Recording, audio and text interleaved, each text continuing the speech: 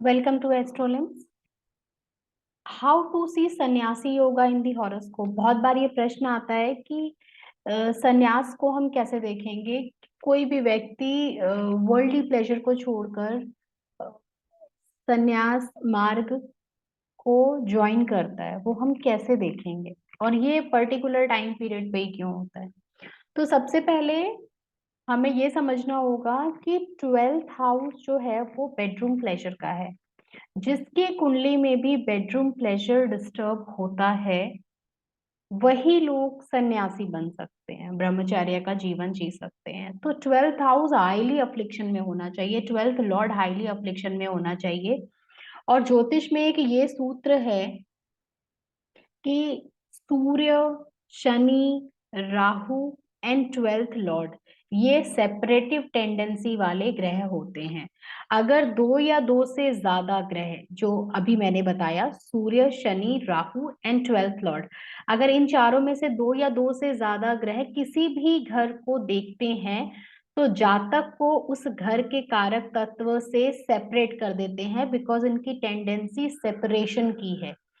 अगर 12th house में jointly effect आ रहा होगा शनि का, राहु का, सूर्य का और 12th लॉर्ड का भी। वैसे 12th लॉर्ड और सेकंड लॉर्ड के लिए एक अलग सूत्र है कि ये अपना फल नहीं देते, ये अपनी दूसरी राशि जहां पे पड़ती है उस ग्रह का रिजल्ट देते, उस राशि का रिजल्ट देते हैं, और ये जिनके साथ बैठे होते हैं उसका रिजल्ट देते हैं। तो ये न्यूट्रल होते हैं, ये अपना रिजल्ट नहीं देते हैं, लेकिन इसमें सेपरेटिव क्वालिटी रहती है। तो अगर 12th हाउस पे सूर्य, शनि, राहु का ज्वाइंटली इफेक्ट आ रहा होगा, तो ऐसे व्यक्ति को बेडरूम प्लेजर से सेपरेट कर देंगे ग्रह, वो वर्ल्डली प्लेजर को त्याग देता है। लेकिन ये 12th हाउस से कनेक्टेड है, क्योंकि 12th हाउस मोक्ष का भी मोक्ष का ग्रह है, मोक्ष मोक्ष का घर है, स्पिरिचुअलिटी को बताता है। और दूसरा क्या है, ये तभी एक्टिव होगा जब इसमें डिनायल ऑफ मैरिज का योग हो। पहले हम सबको ये देखना होता है कि मैरिज का प्रॉमिस चार्ट में है या नहीं। तो सबसे पहले मैरिज देखिए, सबसे पहले वीनस और मार्स का कनेक्शन देखिए।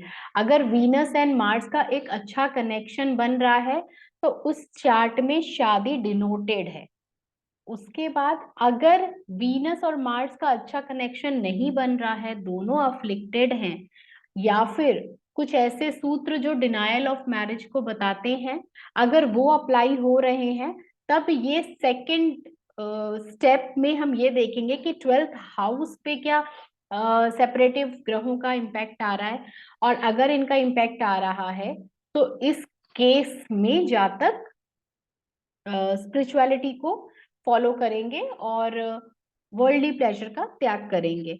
तो उसमें मैंने ये लिखा है कि 12th हाउस जो फर्स्ट पॉइंट है, 12th house and its lord is important factor to check for sanyasi yoga. If 12th house and its lord is under severe malefic influence, जैसा मैंने बताया सेपरेटिव टेंडेंसी ग्रह, देन जातक give up on worldly pleasure. ये पहला था। Second क्या है, first check the denial of marriage, जैसे मैंने अभी बताया।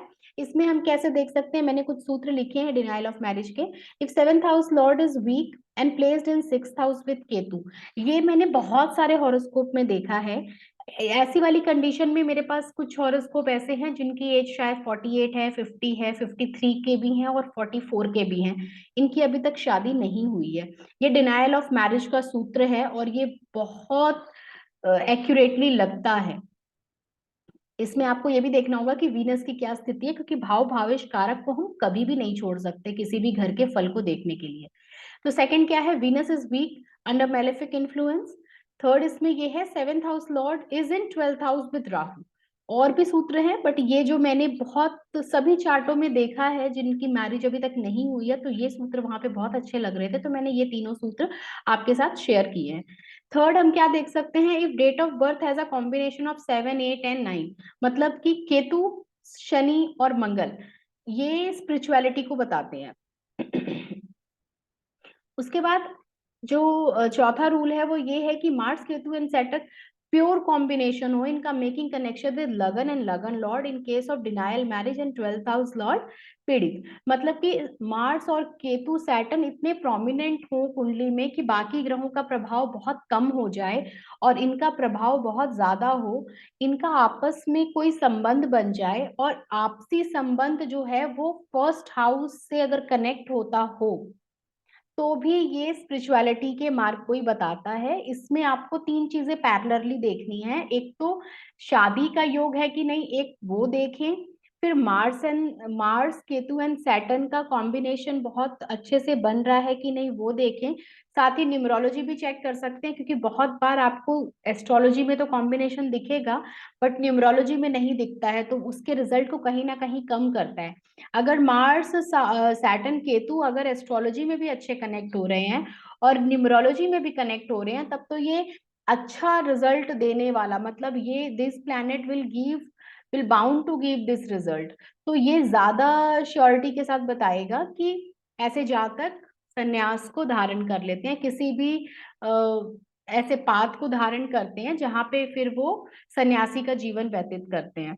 अब ये घटना कब घटेगी, अगर ये कॉम्बिनेशन हॉरोस्कोप में बना हुआ है तो majority of the chances when Saturn will take one round, मतलब 30 साल के बाद, क्योंकि सैटर्न का एक चक्कर ही सारे योगों को एक्टिव करता हुआ आगे बढ़ता है। 30 साल के बाद जब सैटर्न अपना एक चक्कर पूरा कर लेंगे तो ये योग एक्टिव हो जाएगा। उसके बाद फिर हमको दशा देखनी है कि किस टाइम पे ये योग फलित हो रहा है, तो हमको दशा देखनी पड़ेगी और दशा के ऊपर फिर गोचर का कनेक्शन बनाकर हम ये जान पाएंगे कि किस टाइम पे ऐसी स्थिति बन सकती है। आई होप कि आपको ये समझ में आया होगा, ये मैंने बहुत इजी तरीके से बताया है और मैंने इसको बहुत सारे हॉरोस्कोप में यूज किया है, आप भी कीजिए, आप भी इसको अच्छे से देख पाएंगे। Thank you.